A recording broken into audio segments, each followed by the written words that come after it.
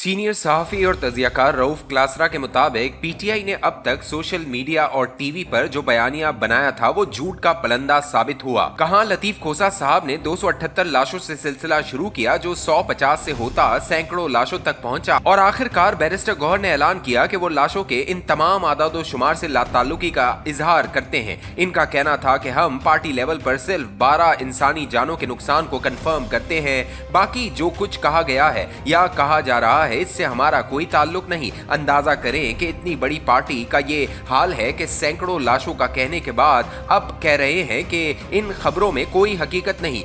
वही बात कि पीटीआई झूठ का सहारा ले रही थी वो नाकाम रहा। पीटीआई लीडरों का ख्याल था कि अगर शुरू में 10-12 लाशों का कहेंगे तो इसका कोई असर नहीं होगा। पाकिस्तान जैसे मुल्क में भला 10-12 बंदे मरने से क्या होता है, यहाँ दर्जनों के हिसाब से तो लोग सड़कों पर हादसों में मारे जाते हैं। 70-80 हजार बंदा तो दहशतगर्दी में मारा गया। हम अगर 10-12 लोगों की मौत का कहेंगे तो ये बात लोगों के कानों के ऊपर से गुजर जाएगी। लिहाजा मौका बड़ा अच्छा है और हर तरफ बांध की बोलियां बोली जा रही हैं। कोई बड़ा फिगर दे दें, आग भड़क उठेगी। न सिर्फ पाकिस्तान के अंदर हंगामा खड़ा हो जाएगा बल्कि पाकिस्तान से बाहर भी बहुत बड़ा रद्द-ए-अमल आएगा जिसे संभालना पाकिस्तानी हुकूमत के लिए मुश्किल हो जाएगा। ये काम लतीफ खोसा साहब ने शुरू किया जब एक बड़े टीवी चैनल के शो में बम फोड़ा और कहा कि 278 लोग मारे गए हैं। खोसा साहब के एतमाद से लगता था कि वो शो में आने से पहले लाशें गिन रहे थे और अभी इन लाशों की गिनती मुकम्मल हुई है। जो लोग इस्लामाबाद में रहते हैं वो खोसा साहब की इस बात पर हंस रहे थे। जब ऑपरेशन खत्म हुआ तो इसके 1 घंटे बाद तो डी चौक खुल चुका था। इस्लामाबाद की ट्रैफिक बहाल हो चुकी थी, रुकावटें हटाई जा रही थी। शायद खुद खोसा साहब को भी अंदाजा न होगा कि अगर जना एवेन्यू और डी चौक पर 278 गोलियों से छल्ली लाशें पड़ी हो तो वहां क्या कयामत का आलम होगा। लेकिन वहां तो ट्रैफिक नॉर्मल हो चुकी थी। सवाल यह है कि लतीफ खोसा जैसे बंदे को ये फिगर किसने दिया जिसे उन्होंने बिला झिझक टीवी चैनल पर ब्रेक कर दिया और अब पार्टी चेयरमैन कह रहा था कि ऐसा कुछ भी नहीं हुआ था। अब खोसा साहब गायब हैं। इनसे पूछना चाहिए कि आपकी पार्टी तो सिर्फ 12 लाशों को मान रही है तो बाकी 276 लाशें कहां हैं, क्योंकि आप तो वो लाशें खुद गिन कर आए थे। अगर आपकी अपनी पार्टी ही आपके दिए गए फिगर्स पर यकीन नहीं करती तो मीडिया या लोग कैसे करेंगे। लतीफ खोसा साहब कोई आम आदमी नहीं है जिन्हें कोई भी आसानी से किसी गलत बयानी से बेवकूफ बना सकता है। वो बहुत पुराने वकील हैं। बेनजीर भुट्टो से जरदारी तक सबके मुकदमे लड़ चुके हैं। इसके अलावा वो इस मुल्क के अटॉर्नी जनरल रह चुके हैं। वो साबिक वजीर आजम यूसुफ रजा गिलानी के दौर में इनके मुशीर थे जिनका ओहदा वफाकी वजीर के बराबर था।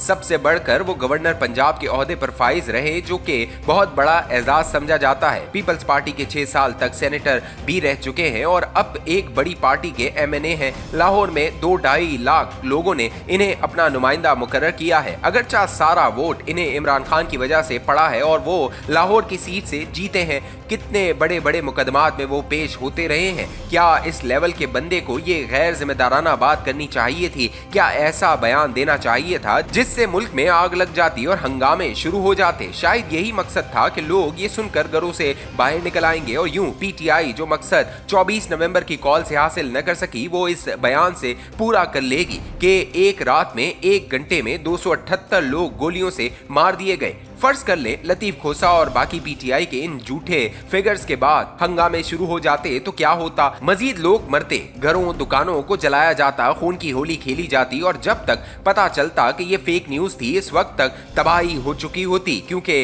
इस कॉल के शुरका की अक्सरियत खैबर पख्तूनख्वा से आई थी। लिहाजा जब इस खबर ने फैलना था तो ज्यादा रद्द-ए-अमल भी इस सूबे के अवाम से ही आना था। जब आप इस सूबे से आए लोगों के बारे में ये कहेंगे कि 350 लोग इस्लामाबाद में मारे गए तो यकीनन वहां 5000 तो जख्मी भी होंगे। यूं एक नई आग भड़क जानी थी जिसने इस्लामाबाद के अलावा जहां खैबर पख्तूनख्वा में तशद्दुद को हवा देनी थी। पंजाब में पहले भी लोग बाहर नहीं निकले जिसका पीटीआई को बड़ा धचका लगा। पंजाब और खैबर पख्तूनख्वा की पीटीआई क़यादत में पहले इस एहतजाज के मामले पर संगीन इख्तलाफात हैं। पंजाब की क़यादत धरनों, मार कुटाई और तशद्दुद से दूर रहने को तरजीह दे रही है। सलमान अकरम राजा रिकॉर्ड पर कह चुके हैं कि इनकलाब 8-10 हजार बंदों से नहीं आएगा, हमें लंबे सियासी मरहलों के बाद तब्दीली लाना होगी। लेकिन इस बात पर खैबर पख्तूनख्वा तैयार तैयार नहीं, वो इमरान खान की मारो या मर जाओ पॉलिसी पर चल रहे हैं, जिसका नतीजा सामने है। अगर खोसा साहब जैसा बंदा जो आला ओहदों पर फाइज रहा है